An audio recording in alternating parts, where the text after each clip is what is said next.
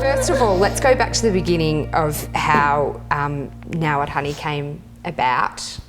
And then can we just get straight to Alan's house? Like, let's just get there. So I think when I was doing Tough Love, in that period, Britney Spears was having her meltdown. Right. We did a lot of stuff about Britney Spears, and she went from being kind of sexy bomb in videos, and then she sort of was shaving her head and being crazy. And my two thoughts were, first of all, why is that child really being on those sexy videos all the time? And then also, where is her mother? Oh, her mother's writing a book about her breakdown. That makes sense. And it always kind of stuck with me. And I think by the time I was thinking about the movie, I was hitting middle age, and I was thinking that I was starting to feel a little bit of the invisible thing that people talk about. It's different for me, I'll be honest, because I run a company. I make work that I'm highly involved in, so I'm not really invisible. I don't suffer that in the same way that other women do. I also have a pretty healthy self-esteem, I think, that sense of self-esteem in that way. But I certainly started to feel that every single time I sat down in a makeup chair, or I picked up a magazine, or I went to brunch with friends, that people were talking about, do you have Botox? Do you not have Botox? Do we have fillers? What are you doing with your lips? Every single possible conversation about not ageing was coming up. Right.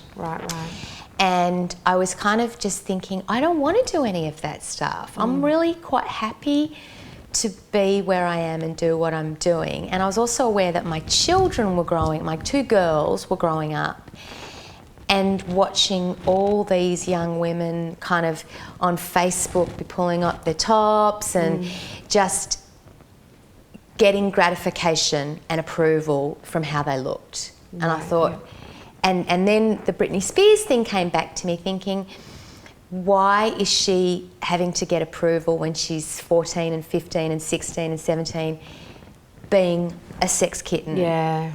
And why am I being told that I'm not allowed to look the way I look? Yeah.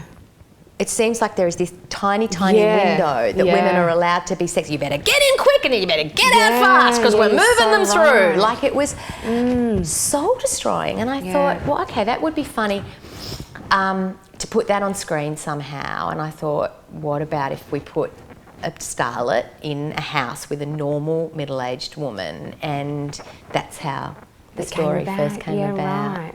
And then the mother, and where was the mother, and how does a child, because you don't get to be a child star doing that stuff without someone condoning it. No, totally. So I felt, a little judgy. Yep.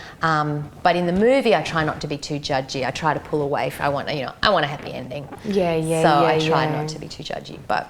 And you played the mother of, the normal family. Yeah. And Portia played your sister, the mother of the starlet. Yeah. So when you were writing this script, were you like, that's who I want? Like, how No, that was, I thought of that.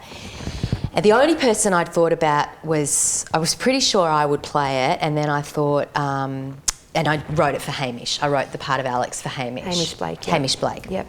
And then our casting director, because you have so many boxes to tick with funding a movie. I bet. You need a name. You need them to be Australian. Right. To get Australian money. To get Australian money. Right, of course, yeah. And for our purposes, you need them to be funny. Now and for a woman in her 40s, that Slim really pickings. lessens the field. Totally. And our gorgeous casting director, Nathan Lloyd at Mulliners, said, what about Portia de Rossi? And instantly we went, why did we not even think of that? I guess because she seems so American that we had forgotten about that. But I loved her in Arrested Development. I thought she was so fantastic. So luckily we had the same agent. We've got the same agency in America, WME, and so we were able to get her the script, and she really liked the script, but then she thought, you know what, I don't think I can be fagged coming to Australia right now, and so we went, okay, she said she liked the script, that's enough. So we got on a plane and got in front of her agent and said, we've got to meet her. And he went, okay, so we met, and I just said, "You got to do it. You got to do it." And so she agreed, and she was totally gorgeous, and she was with the film for like 2 years before we got it financed. Oh, wow. And I had to keep going, "Oh, we didn't get that money." Oh. And she was like, "Yeah, okay, whatever. I'll hang in there." She was so great and so divine to work with, and she was everything that I imagined that character to be. And she knew it. She brought it with her. Yeah. She brought LA. She's meant to have been living in LA for 6 years and be totally addicted to that lifestyle. Yeah. As well as pills. Yeah. And she was just so brilliant at bringing that calibre, you know, to the screen.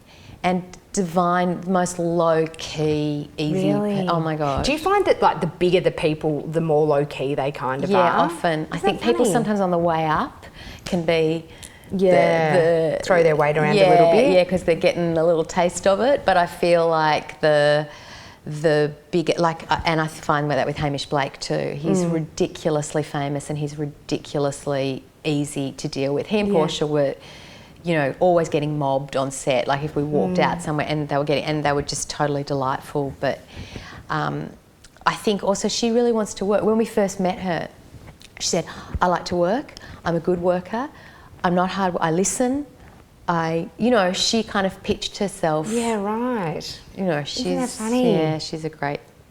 And then you woman. took the final product over, right? Yeah. And you sat there and watched it with Alan and her? Yeah. Was that like, oh my God? It was the most out of body experience I've ever had. We were actually at a screening room at Warner Brothers. Right. So we went to Alan's show, and then afterwards. Did you dance?